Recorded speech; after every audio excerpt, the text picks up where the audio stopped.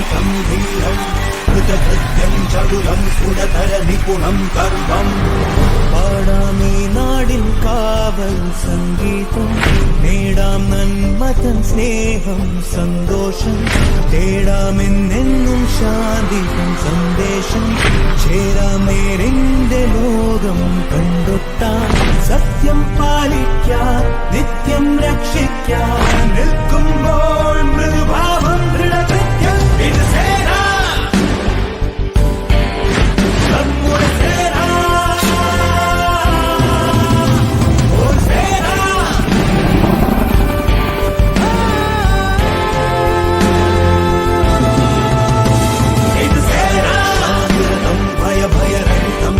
നമ്മുടെ സേന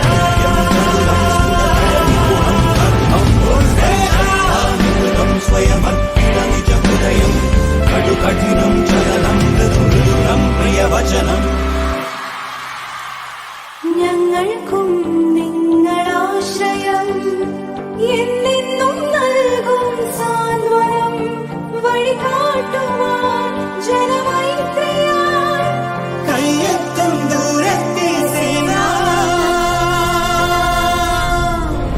എന്നെഞ്ചിൻ കാവൽ സേന നിരതം ഭയഭയരഹിതം ധീരം കൃതകൃത്യം ചടുലം സ്ഫുടതര നിപുണം കർമ്മം അതിശക്താനിപുണം സ്വയം നിജഹൃദയം കഠിനം ചലനം മൃദുമൃദുരം പ്രിയവചനം രക്ഷാനിരതം ഭയഭയരഹിതം ധീരം കൃതകൃത്യം ചടുലം സ്ഫുടതര നിപുണം കർമ്മം നമ്മുടെ സേന.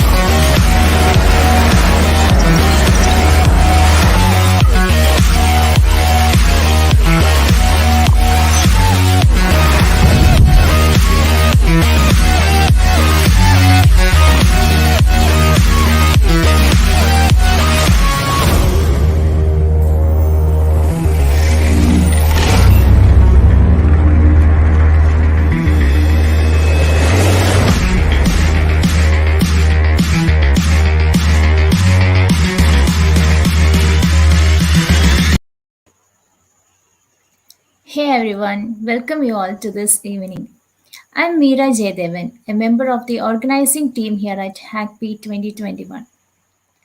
The Kerala Police Cyberdome brings forth the fifth edition of Hackathon Hackbee 2021 with a theme on demystifying the dark web. Like previous years, a series of tech-talks are also organized which would be considered beneficial for the tech people as well as others. Before getting into today's session, let's thank our partners, our pillars of support. We have Beagle Security as our technology partner, Cloud4C as our cloud partner, Mashup Stack as our knowledge partner, Ecolab 360 as our sustainability partner, and Federal Bank and ICICI as our banking partners. Our community partners include ICMEC, OVAS, VSS India Affiliate, ASRG, Isaka Trivandrum Chapter, Nalcon, GTech ATFG, and AWS User Group Kochi. We are also thankful for our partners CloudSeek, BeSafe, and vConsole. Thank you all for the support shown in organizing Hackbee. Today we have with us Mr. Sunil Raveendran, Associate Director, Innovation and Blockchain, Alliance Technology India. He has an experience of about 20 years and worked in multiple technology platforms and development methodologies. Over the years, he has provided technical leadership for solution architecture, solution development, and project delivery of complex, large enterprise-wide implementations in various domains. He is also a speaker and talks on topics about innovation, future of work, and future of money in various conferences. Thank you, Mr. Sunil, for joining with us today. Meera. Before I hand over to you, I would like to let the audience know that they can drop in their queries in the comment section on the Hackpeace official Facebook, LinkedIn, and YouTube channels. Mr. Sunil will respond to the queries at the end of the session. With that, I welcome Mr. Sunil to begin today's session on the topic Reimaging the World and Work. Thank you. Thank you very much, Meera, for the kind introduction. I hope I am audible and my screens are visible. So can you please confirm, Meera? Yes. Yes, perfect. Okay, so thank you very much for having me here. To talk to you in this Allied Forum. And in fact, the topic that we are trying to tackle through HackP is of supreme relevance, taming the dark web. So it's my absolute pleasure to have me here. And a brief introduction about myself. I think, as already mentioned by Mira, I'm working as an associate director in Alliance Technology India, and my areas of interest includes innovation, blockchain, emerging technologies, and its impact on work, as well as how we shape up, the IT industry and IT outsourcing industry in general due to the technological changes. So, and I also would like to, add that the views that I share here, the opinions that I share here, are of my personal ones, and it is not views of my employer. That's a disclaimer that I would like to add. With that, I would like to I would like to move on to the first slide, right? So I think we all are going through a pandemic situation for the last maybe 20 plus months, and this is something quite unprecedented, and it have significant impact on the lives of the people around the planet. And in fact, this is also one instance that actually proved that now the our planet Earth has turned to a global village, right? I think what has started in a small city in China called Wuhan has actually impacted the rest of the world in a matter of months. But while we do this, I think while we before we start the session, I would like to start with the session. I would like to start with a quotation from none other than Winston Churchill. And he made this statement when the Allied forces was made their first significant victory against the Nazi Germany in 1939, the Second World War. And his statement was, "Now this is not the end. It is not even the beginning of the end, but it is perhaps the end of the beginning." And I think this is quite relevant when we talk about the COVID-19 as well, because our understanding of the virus is also changing in a significant way.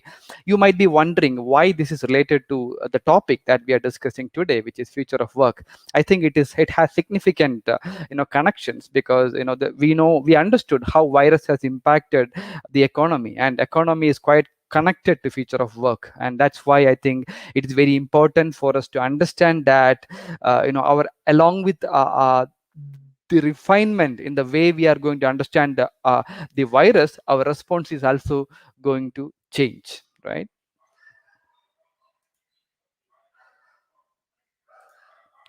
So, in fact, there are so many unknowns now for us, right? According to the World Bank forecast, we have no idea how long the pandemic is going to last, right? We don't know how long the control of free movement and goods are going to be. And we also don't know whether the global economy will plunge into a recession, which is worse than what happened after Second World War. And I think in this circumstance, it is very difficult to operate, say from a business standpoint. We call it VUCA world, right? VUCA is an acronym that stands for volatile, uncertain, ambiguous, and complex. I'm not getting into the details of VUCA as a concept, but I think I just want to share the message that we are going through so many unknowns now, which is also creating a sense of uncertainty in the way we operate and run businesses, right? And now this is also changing uh, uh, some of the key factors that shape the future normal, right? Now we have embraced a new normal, which is like we are doing less shopping, we are not going to the cinema halls, our kids are not going to schools as they were before. So this is a new normal, but in terms of future normal, this is going to significantly change our future normal as well. This is like example, change of demand patterns, right? Demand patterns refers to how we exactly do our shopping, how we are going to get entertained, how our kids are going to get their schooling. All this is changing. Like now we are mostly preferring OTT platform that is giving to new channels of business. We have an altered workforce. Like for example, last 18 months I'm not going to my offices, and I'm sure that most of you who are now in this session are also not going to offices anymore, but they are working from home, or working from home is a more accepted way to continue with our work after the pandemic situation. And that means that those who were in Bangalore, those who were working from Hyderabad, they have an opportunity to come back to Kerala and work from their native places. So that is also a dimension that we should consider. And another dimension is, for example, it doesn't make much difference where I am working from, right? Because anyway I'm working from home. So whether I am working for a company in Mumbai from Trivandrum, or whether I am working for a company from Mumbai, doesn't make any difference at all. So the workforce itself has altered, and our understanding of the virus is also changing, right? Now we are talking about Delta, tomorrow we are talking about Lambda. So we are talking about it in waves as well. So our understanding of the virus, our understanding of the way the vaccines are responding to virus, everything is changing. And then regulatory uncertainty, this is also a key player. Say for example, now countries are enforcing very strict uh, okay, restrictions on movement of goods and movement of people. In fact, last week we heard that the European Union hasn't given any sanction for people who actually got uh, uh, the Covishield vaccine from India to enter certain European countries, and this is also a regulatory situation, right? And similarly, there are countries around the world who are actually limiting people from other countries to contain the virus or to protect their own people. So all these are factors that are going to significantly shape the future normal, and this is also going to impact how we do the work as well. I will not spend much time in this slide. This is also talking about the change in demand patterns. We know that now we are doing more browsing than before the pandemic era. We are now, even in fact, this session would have been most likely a physical session if this was not the case, and I would have been more comfortable handling your queries even between the session in a physical session. But now we are quite used to this. We are quite used to this webinar modes, even a part of our work. Our kids are more used to this as part of the schooling. So the way we are getting entertained, the way we are doing our shopping, the way we are doing chatting, everything has changed. So this has changed demand patterns. So this has helped certain industries over the others. So for example, those companies who were predominantly controlling the theater based entertainment now has struck, because they are not able to allow people to visit their theaters. And in the meantime, so many OTT platforms emerge. So there is a shift from business from one sector to other sector, which is a change in demand pattern that we should take notice here.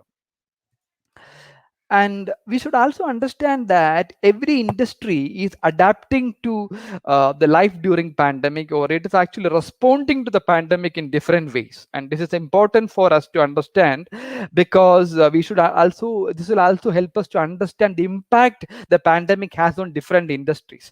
I mean, this is a McKinsey slide, and I can share the slides with you if it is going to be useful for you via the organizing team. But I just want you to take a note that some industry, like F stands for financial industry, there the impact is less, because we do continue to do banking, and it's not like travel and tourism where you need to have the physical presence to have the experience. I can buy insurance by sitting in the comfort of my home, even by going to a website, or via a mobile app, or I can do financial transaction using a UPA application. I don't need to visit bank at all. So all these factors are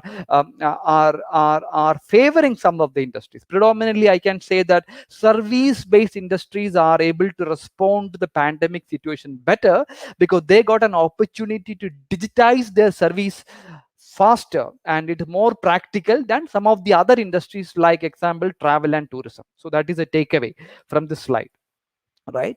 And next important message here is digital maturity. If you look at how industry has been applying technology in the last 40-50 years, in the beginning it was to achieve more operational efficiency. Each department was trying to achieve more efficiency, and in order to do that they were having more centralized databases, they were automating their transactions, and then and then in the early 2000 period they started opening up new channels for the customers. So for example, if you consider the Indian Railway as a classical example, we were going to Indian Railway booking counters, and then we were buying the tickets by waiting in the queue, but now that's not now more required. In the first instance, Indian Railway automated their own systems, okay, such that they were able to do a core booking across India, right? So they were able to know how many tickets are available, and the tickets were able to they were able to make the ticket booking available to any station in India. That's the first step. That's what happened until 2000. After 2000 they were able to open new channels, like example IRCTC came, and booking was possible via the mobile app or the web. So that was another change that actually happened. So that's the era where we can call it digital transformation. But now we have entered an era called digital existence. If you don't have a digital presence, it is very difficult for you to exist, right? This is a very important concept. So that means that I'm assume that most of the participants, viewers here are a part of the IT industry in one way or the other. So it's a good news. The good news is companies have no choice but to invest in digital technologies.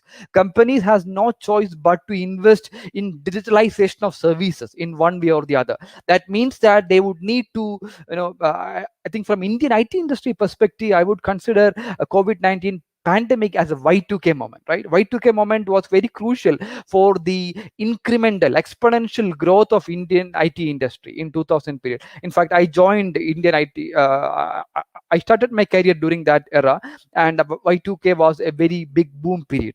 Similar to that, I would say that we are going through another similar era, because now companies are investing in IT for survival.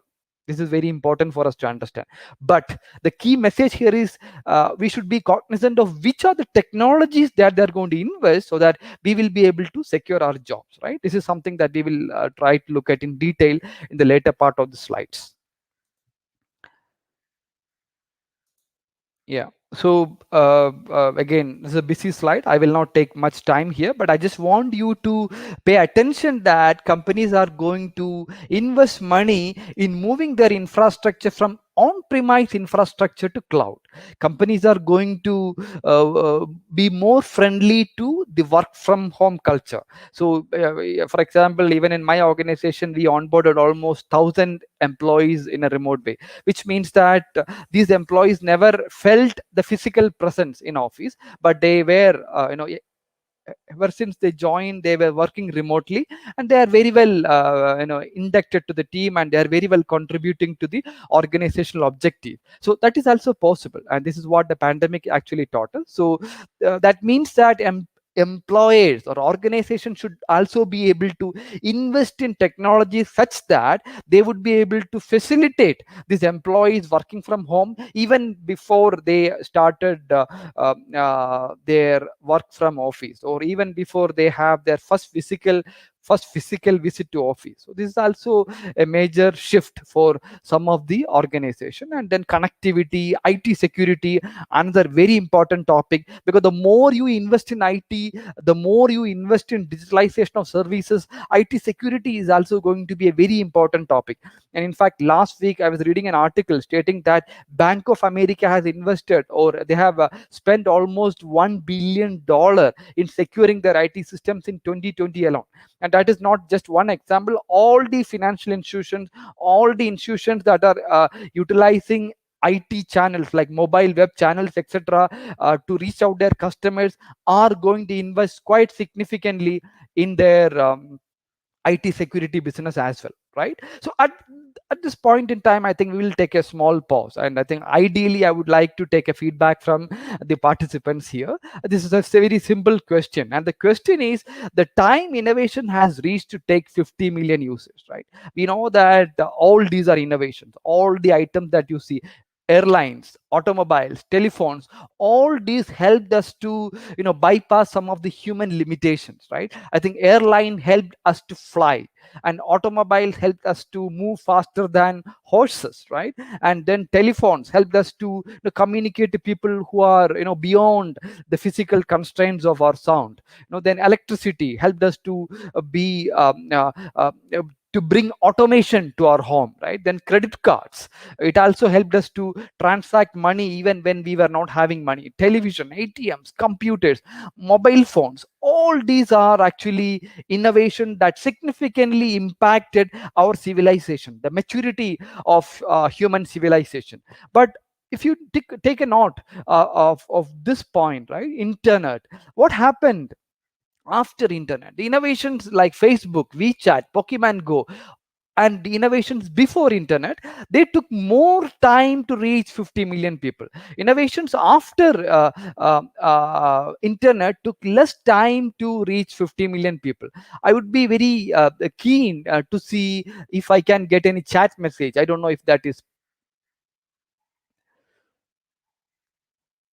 uh, uh, if that is possible. I don't know if that is possible to take chat messages from the audience. But what is that actually different between innovations before internet and innovations after internet? Maybe I think it might be difficult, but I think I'll go like this, right? All the innovations before internet were constrained by laws of physics. Like it is, they were constrained by atoms. So, for example, if I need to ship an automobile, I need to build a car, right? I need to build a car. Similarly, airlines and all the. If I need to ship a television, I need to produce one. I need to manufacture one. But whereas Facebook or the Pokemon Go, these are bytes. These are digitized technologies. You can create a copy of a Facebook app at no cost. You can create a copy of your favorite game with no cost, right? If you have a digital photo, if you take one photo, you can happily share the photo with your colleague and you will not lose anything. There are only two copies. So that's the beauty of digital technology. They're not constrained by the laws of physics, and that means that it is easy for you to replicate. And this is also one reason why you are able to reach so many number of people. And now the games like Pokemon Go took only 19 days to reach 50 million people. That means that the possible impact that a digital technology can have is also something beyond our imagination, right? And I think it is going to have an impact in our lives even before we think, right? And we call it exponential times. And this is one of my uh, favorite slides as well, because I think you must be amazed to know that 10 percentage of all the photos that we took in the history of human civilization, we took it actually this year. And in 2004, 4 billion devices were connected to internet, but now it will be close to 70 billion devices. We are not just talking about computers anymore. Even our watches are connected to internet. Even our air conditioners, even our fridges, everything is smart. And we are talking about smart home. So everything is connected.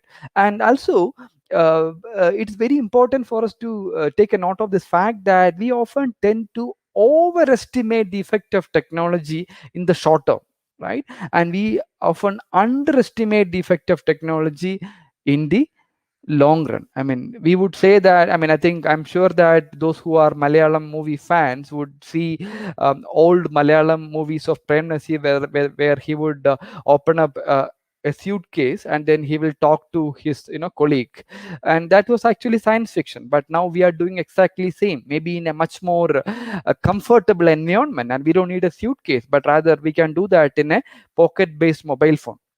So this is the beauty of technology, and this is the change that technology is able to impart in our lives. And technology advances at exponential rates, right? I think if I started programming in 1997 1998 period, and at that point in time when I bought my first computer, HCL computer, its RAM was 4 MB RAM, and that was a luxury. And even mouse also came 6 weeks after the purchase of the computer.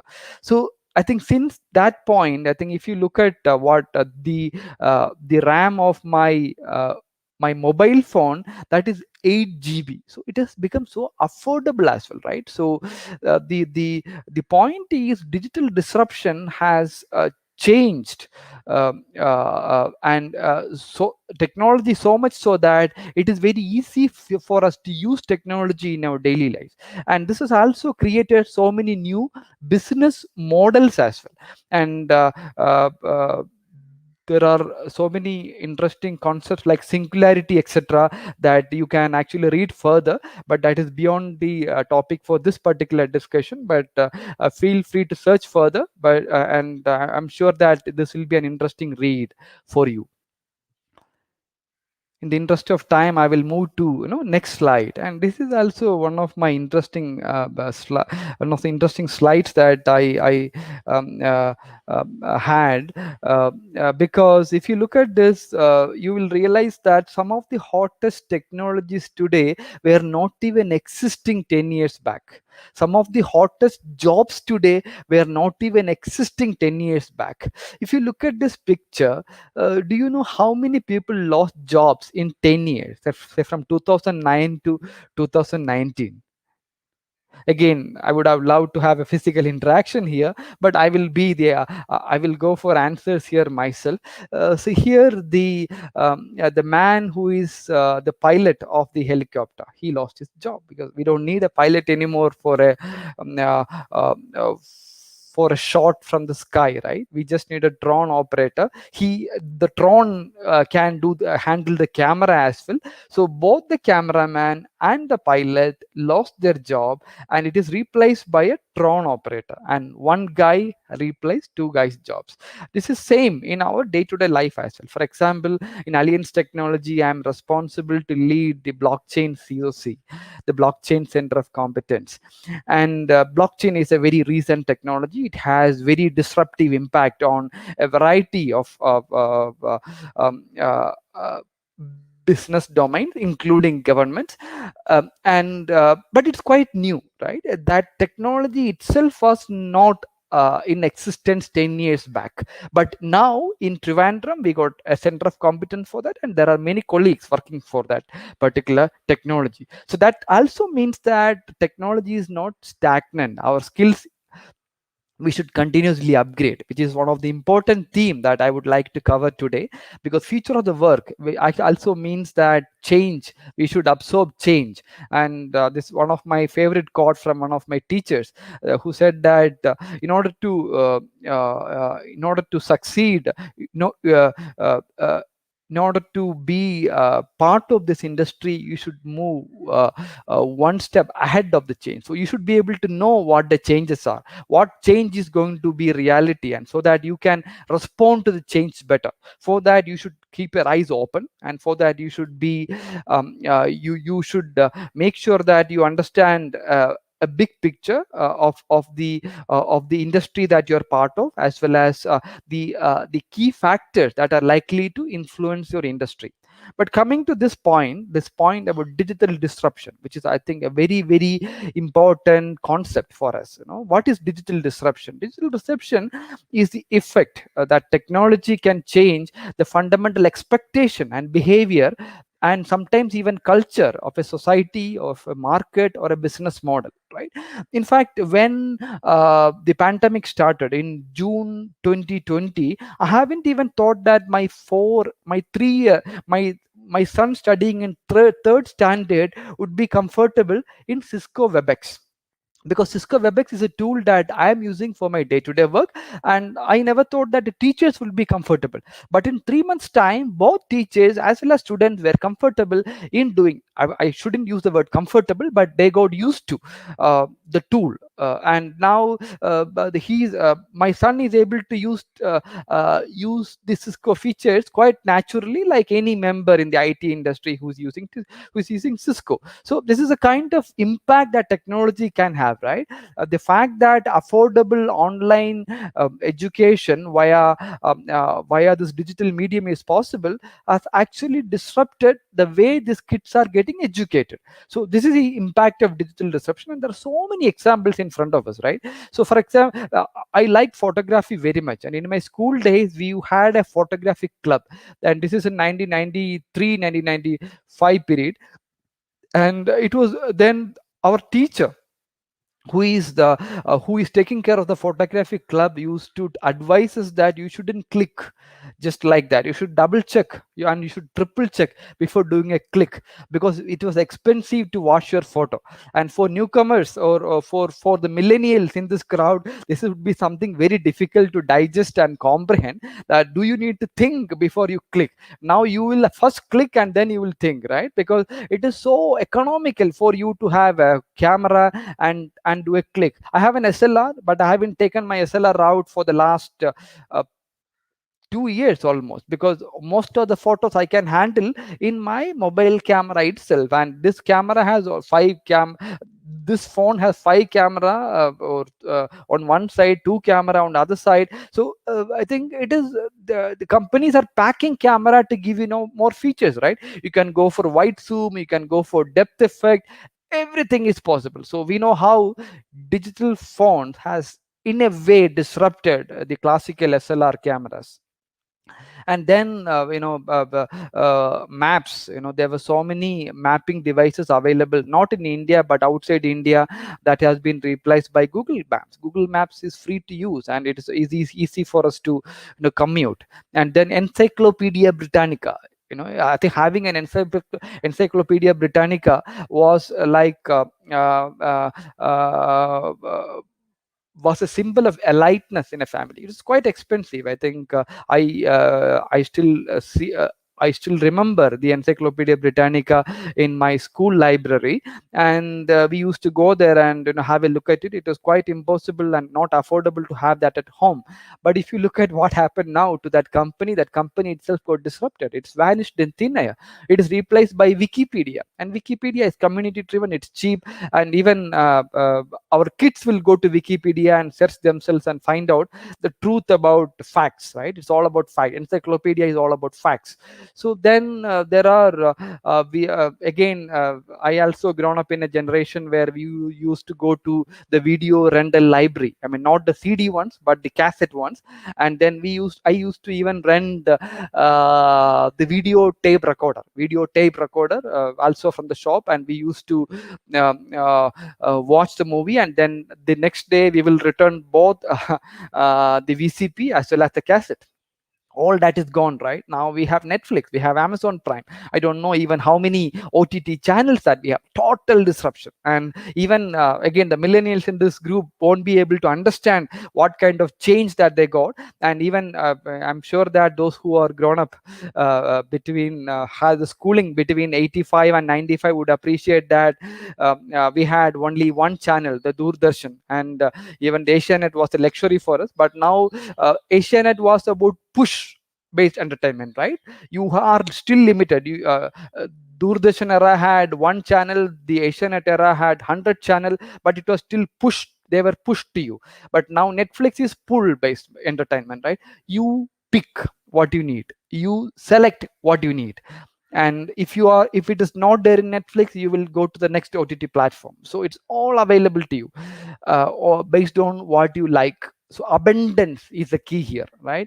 And then Uber and other even the food delivery, everything has been disrupted. So I will not spend much time in this slide anymore, but I just want to share the message that digital disruption is now part of our daily lives, and this is also having a significant impact on work, because this also means that this is creating jobs in a new sector, right? I will not call it job distraction, because jobs are getting created somewhere else. That is important for us to acknowledge.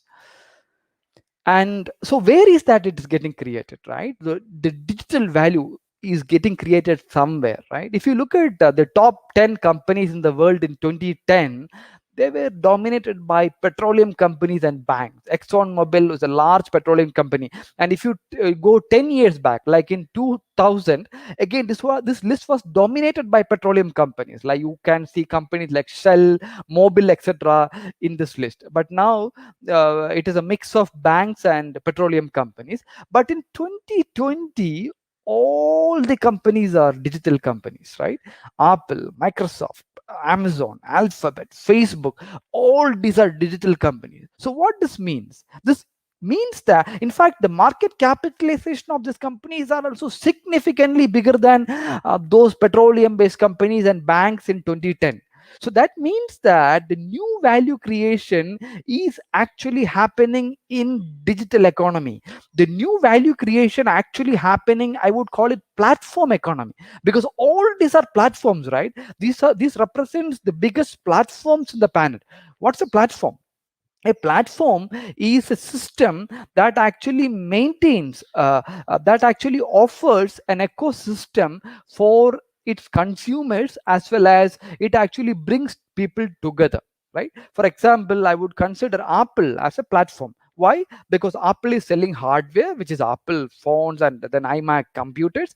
Then it is also selling iTunes, which is a software, right? It is also selling music via iTunes. So it's a combination of hardware plus software, and that constitutes a marketplace that is accessible and fully controllable by Apple. That's why we call it an Apple platform. Similarly, Microsoft is also combination of predominantly software player, but they are also selling now tablet PCs and various other hardware devices.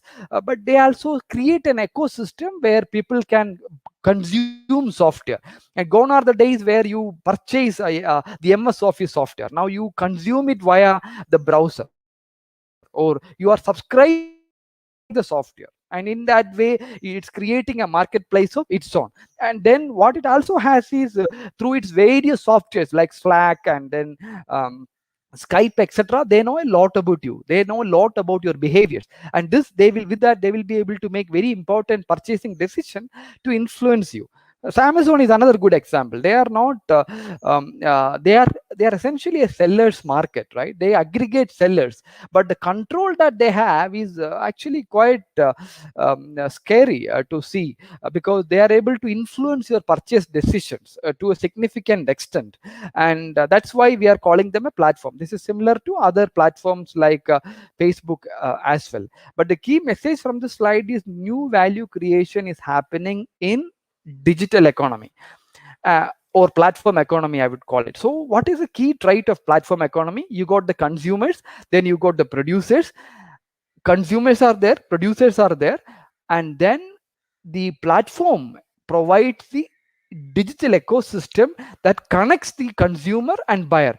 When I'm actually example booking for a room via Oyo, I am a consumer and somebody else is the owner of that room. Oyo is acting as a middleman, and they are playing the middleman game, and they are providing the aggregator platform. Okay, similarly, when I am buying something via Amazon or Flipkart, it is most likely that that good is produced by somebody else, and then even the seller need not be Amazon. In fact, as per the regulatory requirement, the seller cannot be Amazon.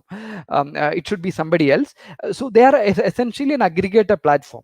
And so is with Facebook. Facebook is the largest content producer in the planet today, but they don't produce content, right? We produce content for them. You consider WhatsApp or you consider Facebook, we are the content producers. So essentially we are helping them to grow. And this is a very important concept for us to understand where the value creation is going to be. The value creation is going to be in digital economy, and digital economy is dominated by platform economy companies, and that's where the new value creation is going to be. And it is very important, very interesting for us to note that the largest taxi company in the world, Uber, is not owning any taxi. And the largest hotel chain in the world, Airbnb, is not owning any hotel rooms at all. And the largest phone companies are not anymore any companies. Example, BSNL. I still remember the days where my father used to say, we applied for BSNL, we might get in 1 or 2 years, right? Now we don't need the mobile phone companies to talk to each other, right? Even now we are not using the mobile phone companies, but we are still able to talk to each other, and we are able to see each other. So the concept of phone company itself has altered. And the most valuable retailer doesn't actually own any inventory. It's about managing inventory, and it's actually Alibaba, and is the most valuable retailer. Maybe there's a competition between Alibaba in China and Amazon, and they in fact, maybe at this point in time Alibaba was a winner, but maybe at this maybe today it could be Amazon. I haven't checked. But the point is, biggest retailers are not managing the inventory at all. And Facebook, the most popular media owner, content producer, they don't produce any content of their own, but others are producing content for them. And then, okay, banks are also okay, getting disrupted. There are so many banks called challenger banks, which is a very different concept, which is now prevalent in countries like okay, Germany, UK, but it is coming to India as well. And they don't own any branches, etc. And in that way, they're actually reducing their expenses, but they offer some other additional features to the consumers, and they don't actually own any money. And then Netflix, the largest movie house, they don't actually own any cinema halls. They own content. They own content is the king now. Then Apple, Google, and they are the largest software vendors. But if you go to Apple Store, if you go to Google Play Store, they don't produce all the softwares, right? The developers like you and me can develop softwares and host in Apple store, or we can host in Google Play Store. There the control is again with the platform. These are also very, very interesting and important concepts for us to be cognizant of. So now I think in the interest of time, I'll move a bit more quickly. So the important question is, what should I learn today so that I will have a job in future, right? This is very important. It's important for me, this is important for you, because the world is changing. As I told you 5 years back, the technology that I'm currently working was not in existence. That means that I should change. So what is that I should be cognizant of, right? And for this, I believe, I am a fan of history, and I believe that it is very important for us to understand how history actually played its part during industrial revolution. And there is this famous quote from George Santayana. He said that those who do not learn history are doomed to repeat it. So let's try to understand the history a bit, right? This isn't the first time that our society has completely changed the cultural idea of work, because what we are saying now is digital disruption is a reality, and the new value creation is going to be in digital economy or platform economy. And that means that there is going to be a fundamental change in the way we see and perceive work. And if so, how it is going to be. And for that, we need to understand how work has been changed by industrial revolution. Industrial revolution, as we know, in the pre-industrial era, work was all about craftsmanship. If I'm a cobbler, and if I do, for example, I do create a chapel, I do take responsibility of that chapel end to end. But there I would be producing a small number of chapels only, but it's all about craftsmanship, right? And but industrial revolution brought the concept of assembly line. It brought the concept of repeatable task. It divided the process into small components, and then they introduced machines and automation for each of the steps. And they actually removed the element of craftsmanship, and they brought expertise to only a small portion. If you look at the assembly line of a Maruti car, I was told that they are able to produce a car in 2 to 3 days. But that is impossible if in the pre-industrial era, because if you consider a 1 or 2 person is going to produce a car, then it's going to take maybe 2 to 3 years, and that is not viable anymore. Then Maruti won't be able to sell the car at the cost that they are selling. So the industrial economy talked about repeatable task, and it actually brought certain element of repeatability. And now we are talking about change from industrial era to digital economy era, and that means that again there is going to be a change. So we need to understand what this change is going to be, right? Because we are moving from products to platforms, we are moving from value chains to ecosystems, and this is all these are very interesting concepts. So what the future of work is likely to be, right? So in my viewpoint, the future is work is going to be about creating valuable human machine collaboration, and this is shifting our understanding of work from task completion to problem solving and managing human relationship. This is a mouthful of words, so we will look at it one by one. It's about valuable human machine collaboration, meaning you should be able to take advantage of machines, you should be able to derive value out of what machines are able to offer you. One. Two, it's no more about task completion, because task completion machines can do themselves, but your focus should be problem solving. So say from task completion to problem solving, that is number one. Number two, it's about managing human relationship. Even in my team, I got team members working in 4 different time zones. They got people working from US, people working from UK time zone, US time zone, then somebody is working from Singapore, Thailand.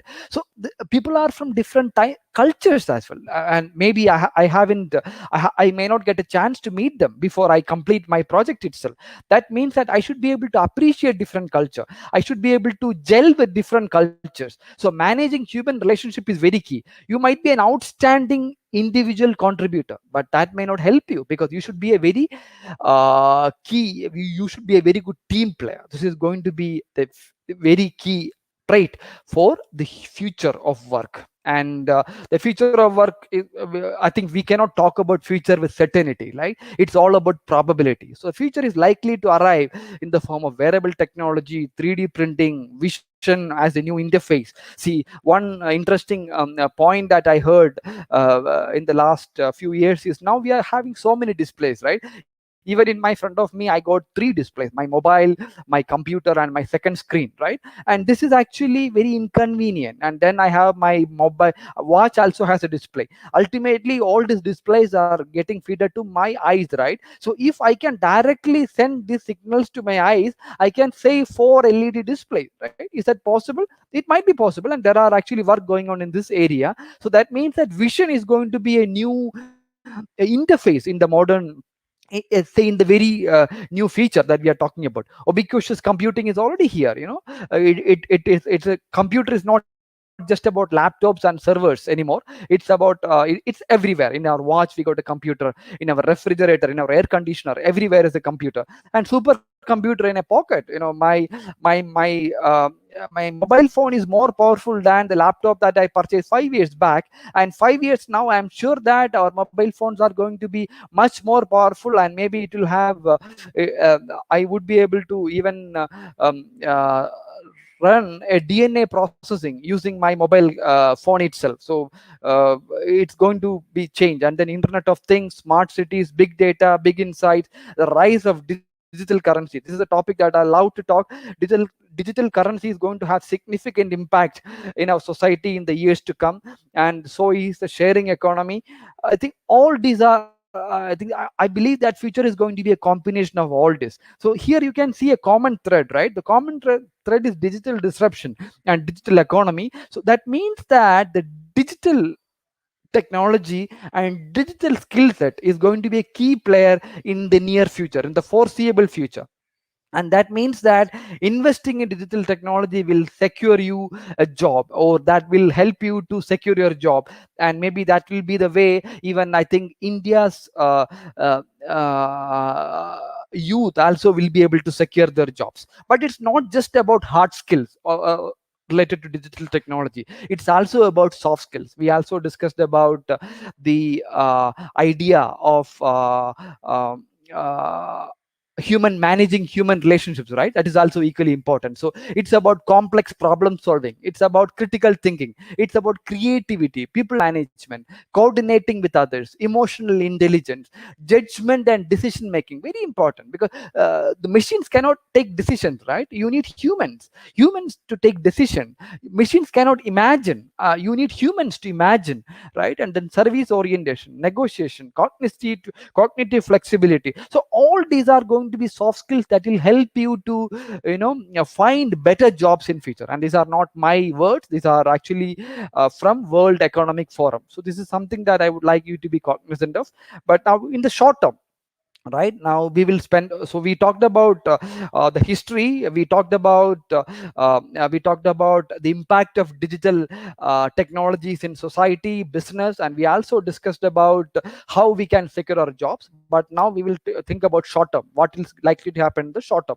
Right, in the short term, AI, data analytics, cloud, mobility, all these are going to be the key players. So if you can focus in any of this, you're going to have a very bright future. And in fact, cloud adoption and skill gap is now actually ever growing, because all the organizations are shifting from on-premise infrastructure to cloud, right? Now that means that you need more people with cloud skills. So if you can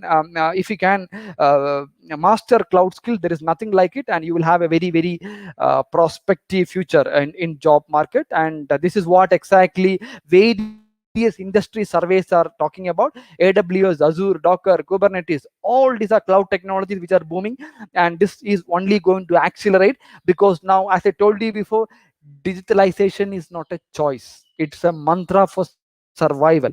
If you are not going to invest, you are going to get obsolete. So every company is going to invest in cloud. And when you are going to invest in cloud, when you are going to invest in digital technology, cyber security is also another interesting area, because you cannot, you should secure your digital infrastructure, right? You cannot secure your digital infrastructure by having a tall wall around your office. That is not the way to do it. So you need to invest I think cybersecurity is not just about penetration testing, or it's not about ethical hacking. There are numerous roles within cybersecurity arena that is going to be in demand in the near future, and more laws are also going to come in this area, and that is also only going to create more demand. And also, I think you should also improve your online network presence, right? Because it's no more about physical in job interview. See, I haven't interviewed any colleagues physically in the last 18 months, but I still interviewed close to 100 people, and all of them are virtual. And when I'm having a virtual interview, I would naturally would be very keen to see his LinkedIn profile. I would be very interested to see what he has done in GitHub. I will be interested to see what his contribution to Stack Overflow, and is he a contributor to open source community. So all these are going to improve your job prospects. So this is something that I would like you to pay attention to. And then how the future of work is going to be about remote working. We are already aware of it, and it can be about contract worker expansion as well, because there are this is also called gig economy, because it is possible that I am a super techie, and I might think that I don't need to contribute to 5-day working, but rather I need to work only 2 days a week, right? Then I would like to spend my remaining time in for an open source project. It is possible, as long as I can get enough money in that 2 days. So this is also going to be another change. Emergence of new top tier employers, because we have seen that some of the conventional organization and some of the conventional lines of business and business domains are um, uh, going to take a hit due to the pandemic situation. And that means that new employees are going to come. It's not like see, when we had Encyclopedia Britannica died, we had something new came, right? When we had video rental shops closed, we got Netflix and new OTT platforms coming to picture. So it is only going to shift from one area to other. So and then transitioning from designing for efficiency to designing for resilience. So this is also very important point, because in the past computers were all about gaining more efficiency, right? But now the world has realized that you should be also able, efficiency is important, but at the same point in time, your business should be resilient to various types of various types of challenges. The challenges can be a pandemic situation, it can be a cyber terrorism attack, or it can be even a hacker attack. So all these are actually very important factors. So companies are going to invest more in all these types of resilience. And by the way, resilience is not just about cyber security, it's about so many other factors as well, but cyber security is a very important part of resilience. And this is going to be one of my last slides, and I would like to say that with the new tools you get new design, right? So when you are getting new tools, like example cloud, that means that you should also embrace new design practices. You should also imbibe new thoughts, right? I cannot architect my system the same way I was architecting for on premise using Java and JVMs, right? Because now there is no JVM in cloud world. It's all about Kubernetes, it's all about containerized architecture. So how should I do my architecture? How should I do my uh, my design? How should I do my development? Very, very important concept. So that means that we should do continuous upskilling. You cannot, if you would like to be part of this industry, there is no other choice, but you should continuously upskilling. And upskilling can be part of structured learning. You can do it via learning from others, say from your colleagues, and most importantly, you should learn from experience. So my point here is you can learn from books and other factors only by only 10 percentage, right? And remaining 20 percentage you will get to know through interactions with others. And key factor, professional competence, you can gain only through only through practical experience. For that, you can be part of some outsourcing projects, you can be part of some community ventures, but you should get your hands dirty. And for learning agility, there are so many platforms available now, so many universities are offering various courses. You can try all that. And now, apart from that, there are so many podcasting mediums, meetups, and then you can build your own network, you can join existing networks. All that will help, because trust me, you are not the smartest kid in the network, right? Once we realize that, we know that how to get knowledge from others. We don't need to understand everything, but we can create an open eye so that we can learn from others, and we can keep an open mind so that we can actually we can actually upgrade ourselves faster, better, and quicker, which is going to be very important. And with that, I would like to conclude the session with the remarks from Jack Welch, ex-CEO of General Electric. He said that if the rate of change on the outside exceed the rate of change on the inside, then the end is near. That means that the world outside us are changing at a staggering pace, right? And the only way for us to cope up with that is we should also change at the same pace. We should change one step ahead. For that, we should keep all the mediums of knowledge open, all the channels open, and we should also should not shy away from experimentation. Fail fast, fail often is a mantra of our times. And with that, I would like to hand over the session back to the moderator, and I'm happy to happy to receive questions. Back to you, Mira. Thank you, Mr. Sunil. So now we are open to the Q&A.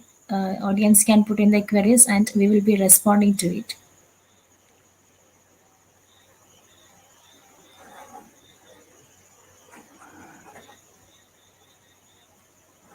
Okay, we have a question here.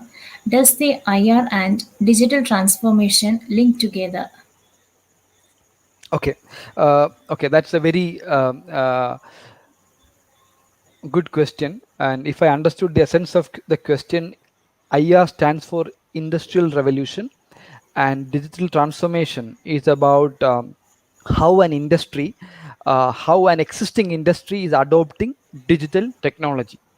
So in my opinion, they are linked. They are linked because industrial revolution was about gaining efficiency, right? Because before industrial revolution, as I told you, work was defined by craftsmanship, and it was very local in nature. But industrial revolution created global brands, and it also commoditized so many products that we consume now. The even the mobile phones are also affordability of the mobile phone are also a result of mass production.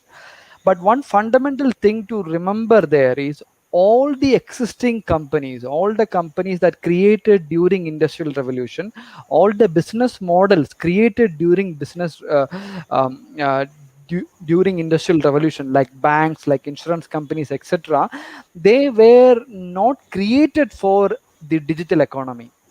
They were not created for internet, right? So if you look at the slides that I was showing before, which was the slide which are top 10 top 5 valuable companies now, like Microsoft, Facebook, then Amazon, etc. Most of these companies were created after the internet era. Amazon was created maybe 1995, 90, after 96. Similarly, Facebook was created after 1996. So these were created, we call them native companies. We call them digital native organization. In order to compete with the digital native organization, incumbent business uh, okay, companies, banks, insurance companies, and other existing companies, like example Walmart, etc., they need to absorb digital technology, and that absorption of digital technology is what is known as digital transformation. So in a way, these companies are trying to be digital migrants, and they are trying to compete with companies like Amazon and Google and the Facebook, so that they can protect their market. Otherwise, what will happen is these companies will disrupt. The companies like Facebook and Amazon will disrupt these companies, right? That should not happen. So I would say that industrial revolution is a key phase in the okay, when you look at the maturity of human civilization. Okay, similar to that, we are at a very key milestone point now, and people call it industrial revolution 4.0, because at this point in time we are uh, the uh, uh, uh, the uh, the digital technologies are going to dictate the terms, and in that way I consider that there is a relationship between industrial revolution and digital transformation. Hope I answered that question. Okay, next question is could you elaborate on the technologies that are part of Industry 4.0? So, thank you for that question. So I think we have covered most of those technologies in one slide. AI is going to be one significant player. I think AI, the definition of AI needs to change. The way what we call AI today, artificial intelligence, is more is intelligent assistance, right? Intelligent. We are using bit of intelligence to assist some of our actions or decisions. The decision itself is taken by humans. So I believe that a matured form of AI is going to be a key player in the industry 4.0. The next key player is going to be data. Who is going to own the data? Data is going to be the new oil, and we are going to derive insights based on data, because at this point in time, if you, okay, I will give an example why data is going to be crucial. When okay, before the Google News era, when you and I were reading newspapers, we both were reading the same news. If we are at least reading the same edition, right? If you are reading the Trivandrum Hindu, we both, it is guaranteed that you and I will be reading the same news. But now, if I go to Google News, I will see certain news which is aligned to my preferences. If you go to Google News, you will be seeing Google News that is aligned to your preferences. So even news itself is customized. So I will say that, and that is going to influence our decisions as well, right? Because our decisions are products of the data that we feed in. And if we can control the data that I absorb, then you would be able to control my decisions as well. So in that way, I would say that data is going to be a key player, and who is going to own the data, and ability to process large volume of data, big data analytics, etc., are going to be very key. Then IoT, Internet of Technology, blockchain, we also call it okay, distributed ledger technology, which has the ability to bring more transparency, and which has the ability to alter the role of middleman in the economy, is going to play a very key role. And then we have the technologies like Internet of Things, etc., which is also going to be a very key player. And most importantly, 5G is going to be an overarching contributor. And 5G is about how to give more bandwidth to people, people. How 5G is about how to create more reliable communication, and and then of course 3D printing is also going to be another area. So with that, I'm happy to take the next question. Next question is from Mohammed Jassim. In your opinion, which is the best and effective method to learn cybersecurity? Best tutorials any? Okay, I am not an expert on cyber security alone. In fact, I do understand cyber security, but I will not consider myself as an expert in cyber security. But there are all the tutorials, all the universities that I mentioned before in one of my previous slides also offer cyber security related courses, and the uh, they offer very valuable courses on various domains within cyber security. And there are also various industry forums like ISACA and ISC Square. They are also offering courses which are accepted by the industry to play various roles. And the most important message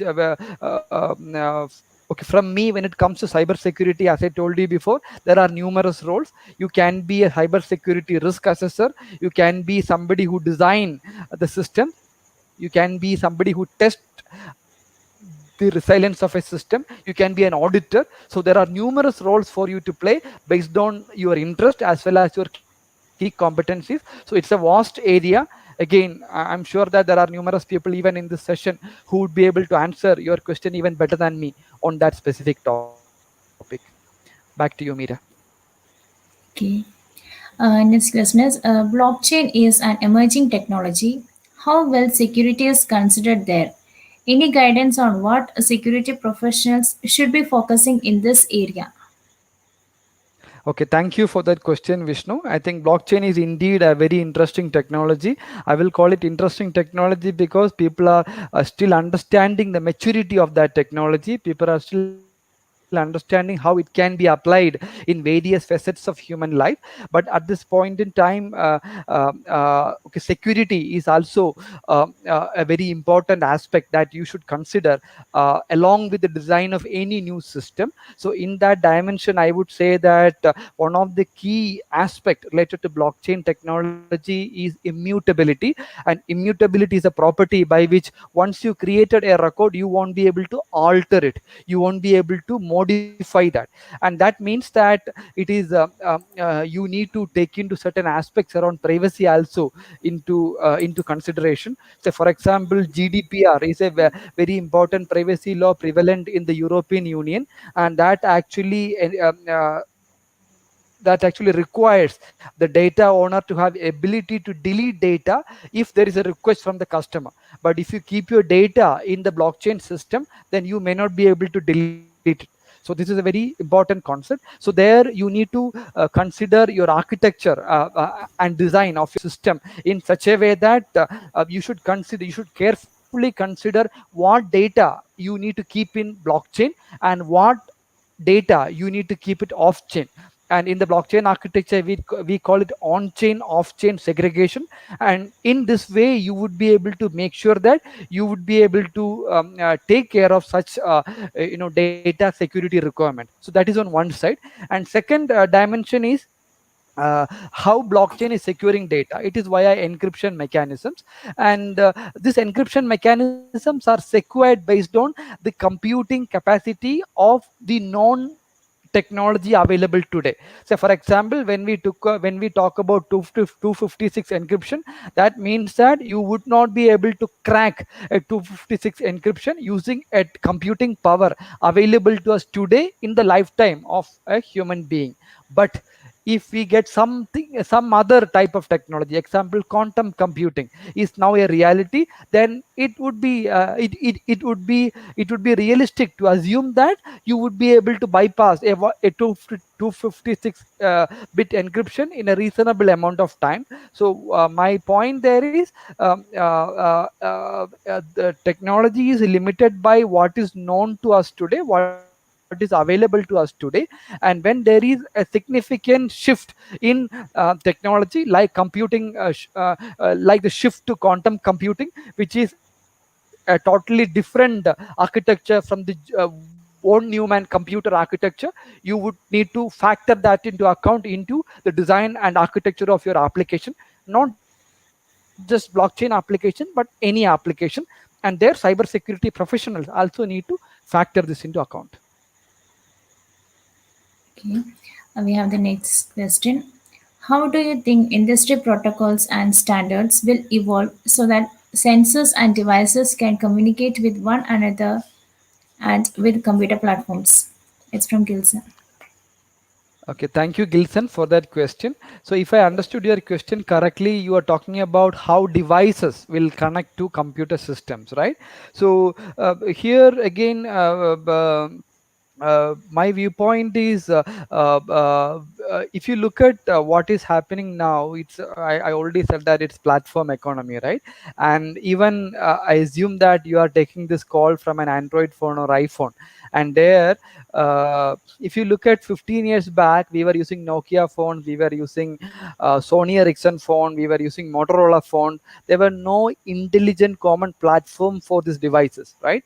There was no platform as such. But then Google came and iPhone came with iOS, and Google came with Android. So there is a common platform now, and this platform has power at multiple levels, right? It has the power uh, to to to standardize things. It has a very systematic architecture that is underlying that play a key role in the way you can write application without even worrying about the phone, right? So for example, the application that we are using now, I am using now, is actually playing in a browser, and this browser is Chrome browser. That is just one of the application in the Android system, and this browser is accessing my video camera, and it is able to stream that to you in real time, right? And it is, but this application that is used for streaming doesn't know anything about how the architecture of my phone is, right? uh, it doesn't even know which version of Android my phone is. So the same thing will come to devices as well, and that is the only way that we will be able to actually architect applications which are agnostic to underlying hardware devices, which are agnostic to underlying software platforms as well, because the same application will now work in iOS and Android as well. So that is number one. And number two, security also should be a key element, because assume that I'm feeding in your attendance system to my computer system, right? And if there is a way to uh, alter the data in the attendance system, that means that my software is going to get garbage data. So security I need to make sure that security is actually ensured from the endpoint, and this is called edge computing. This is also a very interesting area for you to read further if you are interested. So and there is also a concept called digital twin, right? This is also a very interesting concept if you are interested in devices, etc. So you can read further about digital twins and edge computing if you are interested. Back to you, Mira.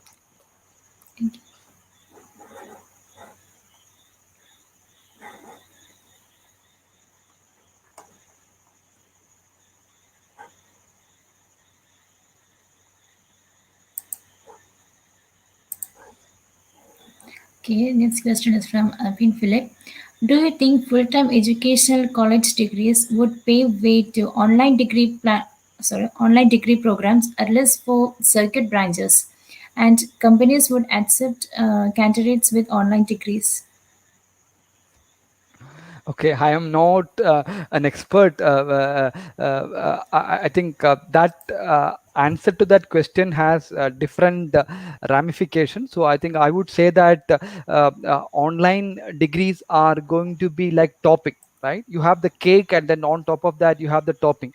So your your university degrees are still going to be very important, because that will give you the foundation, that will help you to gain foundation. But even when you are in your university college, or when you are in your university degrees, you should use your time well, such that you are able to do the topping early. Like, you should understand where the industry is moving, I would encourage you to be part of hackathons like this, like the HackAP, such that you will know how the industry is actually absorbing technology and what industry is in demand. So, see, and I think what I have understood in the last 20 years of my IT career is there is no language that doesn't have an if loop and for loop. The first language that I studied is, I think, Fortran, Formula Translation Language, which is created in 1950s, and that has a for loop and if condition. And the latest language that I'm using is Go or Kotlin, and even this language also has a for loop and if loop. So some of the fundamental principles doesn't change. And similarly, there is a book called 40 algorithms that every programmer should know. You should know irrespective of which language you are practicing, like how do you do a sorting, what's the difference between bubble sort and quick sort. So these things are going to be same. And I also believe that your fundamentals will help you to understand new technologies better, because you will not get shaken when you are getting a new technology. Because when you're moving from on premise to cloud, I've seen that some people are not able to absorb the shock, I mean, absorb the change. That is because maybe they need to invest more time in their fundamentals. So my response to that question would be, even you should use both very well. You should understand the value of your university degree. At the same time, you should understand that in order to secure your job, you might have to get some additional skills, and that you can get through community events like this, as well as via open source communities. Okay. I hope we have no more questions. So let's wind up. So Okay. yeah, thank you, Mr. Sunil. That was a very interesting session, and it was really informative. And we are very thankful for you for sharing your notions with us. On behalf of Hackpay, I extend our sincere thanks to you for being with us today.